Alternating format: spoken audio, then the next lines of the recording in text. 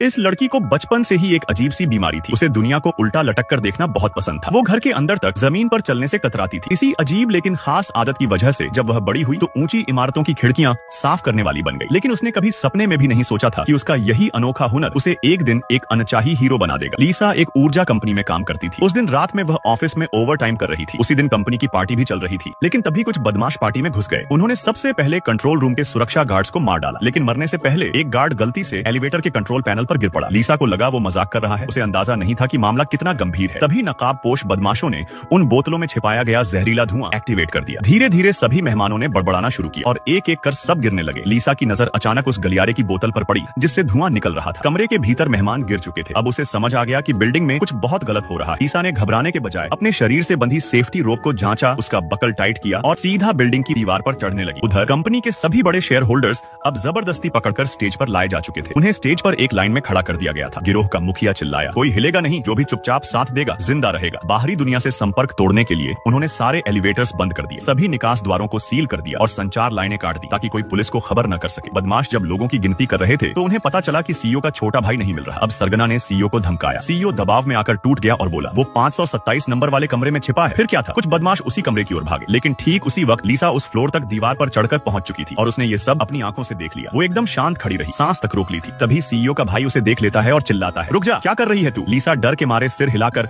अनजान और बेवकूफ बनने का नाटक करती है। शुक्र है उसने ऑक्सीजन मास्क पहना हुआ था जिससे उसकी आवाज साफ नहीं सुनाई दी। लीसा ने बेबसी से देखा कि सीईओ के भाई को घसीट कर ले जाया गया। अब बिल्कुल निराश होकर वो नीचे की ओर हाथ हिलाकर मदद मांगने लगी, लेकिन बिल्डिंग इतनी ऊंची थी कि नीचे मौजूद लोग उसे देख ही नहीं सके। उसकी मदद की कोशिश नाकाम रही। अब और कोई रास्ता नहीं देख तो उसने पास का इलेक्ट्रिक बॉक्स खोल दिया और कोशिश की कि लिफ्ट को फिर से चालू कर ले, लेकिन चाहे जितनी बार उसने कोशिश की लिफ्ट चालू ही नहीं हुई। अब उसने अपनी रस्सी नीचे गिराई और सोचा कि नीचे उतरकर कोई दूसरा रास्ता ढूंढा जाए। जब वो पार्टी हॉल वाले फ्लोर पर पहुंची तभी जाकर उसे समझ आया कि इन बदमाशों का असल मकसद क्या है।